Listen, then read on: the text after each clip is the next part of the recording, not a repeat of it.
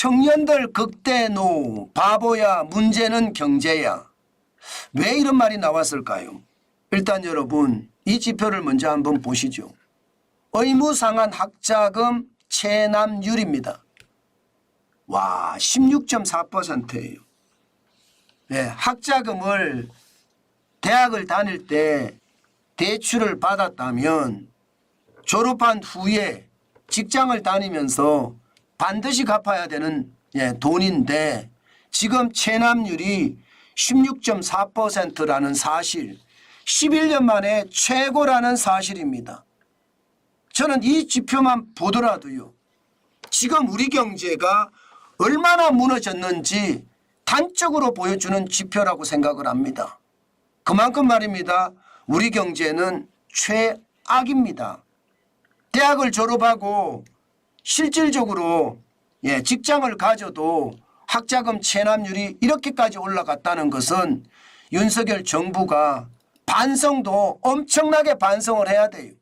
어쩌면 말입니다. 청년들의 극대노가 윤석열 정부를 심판했다. 저는 이렇게 생각해도 틀리지 않다 이렇게 봅니다. 실질적으로 보세요. 적지 않은 인구에 적지 않은 인구. 지금 말입니다. 학자금 의무상한 학자금 체납 인원을 보면 말입니다. 아이고 이게 엄청납니다. 엄청납니다. 지금 17.8%거든요. 17.8% 죄송합니다. 16.4%거든요.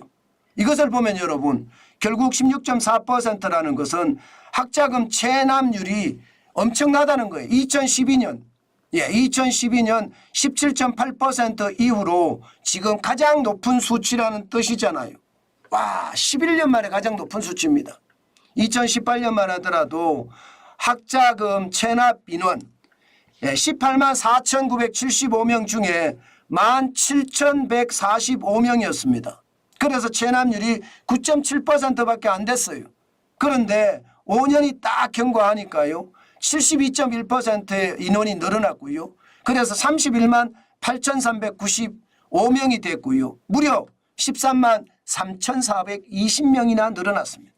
체납률도 2022년에 15.5%에서 2023년에는요 16.4%까지 올랐다는 뜻이에요.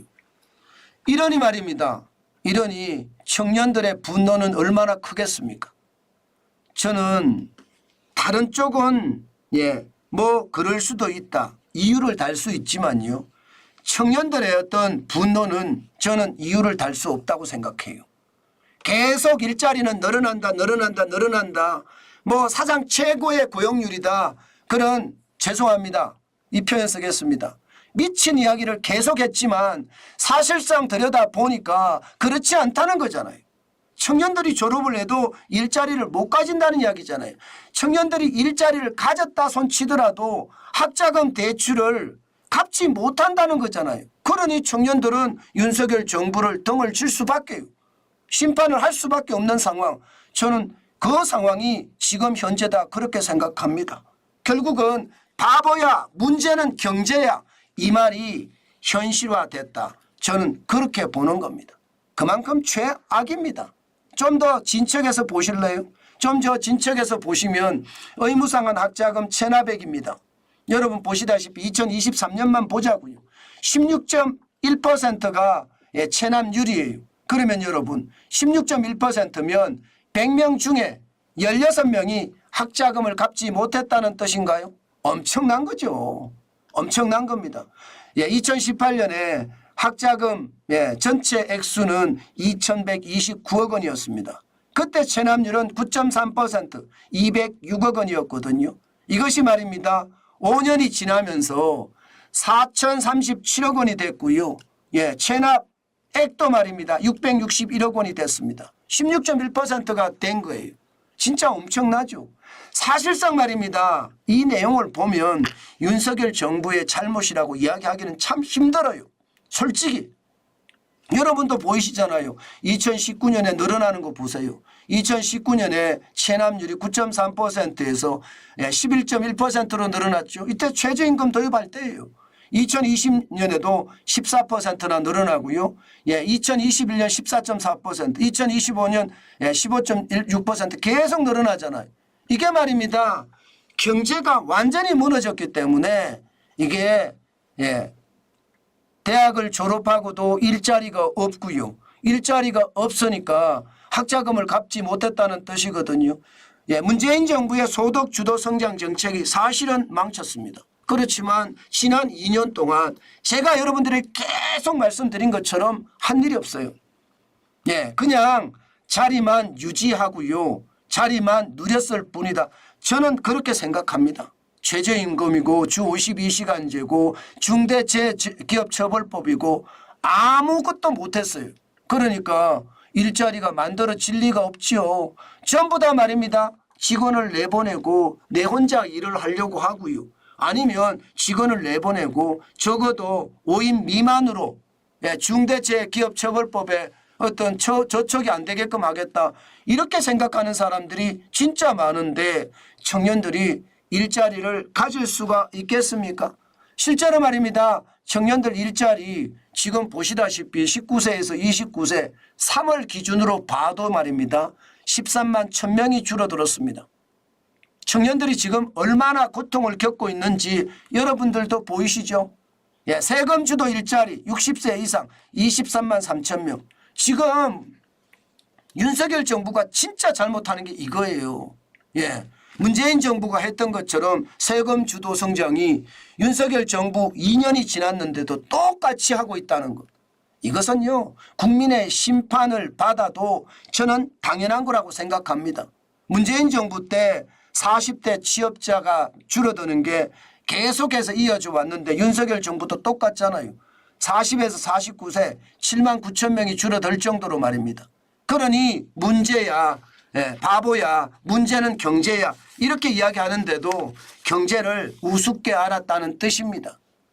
청년들의 어떤 상황을 보면 심각합니다. 여러분 보세요. 지금 2024년이에요. 3월 기준으로 보자고요. 청년 취업자는 377만 6천 명입니다. 377만 6천 명이면 지금 얼마나 적은지 보이시죠? 2019년만 하더라도 394만 5천 명, 2022년에는 399만 6천 명이에요. 그런데 3월에는 377만 6천 명. 최악이잖아요. 최악이잖아요.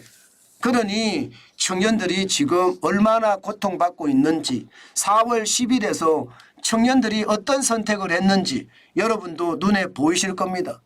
이게 경제라는 건 여러분 국민들이 인식하기가 굉장히 어려워요. 그냥 생각대로 내 마음 가는 대로 사실은 투표를 하거든요. 경제가 좋아질 거냐 나빠질 거냐 이것을 생각하고 절대 투표하지 않습니다. 경제가 좋아질 거냐 나빠지는 거냐 이걸 가지고 투표했다면 범죄자들이 국회의원이 안 되고요. 저는 간첩들이 국회의원 안 된다고 생각해요. 그런데 지금 간첩이나 범죄자들이 지금 다 국회의원이 됐잖아요. 그것은 말입니다.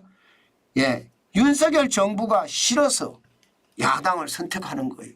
그만큼 지금 경제를 엄청나게 망쳐놔서 결국은요 최악의 시나리오가 써졌다. 저는 그렇게 지금도 분석하고 있습니다. 앞으로도 말입니다. 윤석열 정부 과연 잘할 수 있을까 사실은 걱정이 돼요. 쉽지는 않습니다.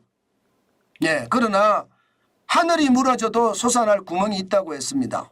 저는 윤석열 정부가 진짜 대한민국과 대한국인을 위한다는 마음으로 적극적으로 임한다면 저는 할 수도 있다고 생각해요. 그들이 진짜로 열심히 하면 뭔가 바뀌어질 수도 있다고 생각합니다. 그런데 저는 앞으로도 항상 그렇게 생각합니다. 제대로 경제가 개혁이 되지 않으면 앞으로도 더 힘들 거다 이렇게 말입니다.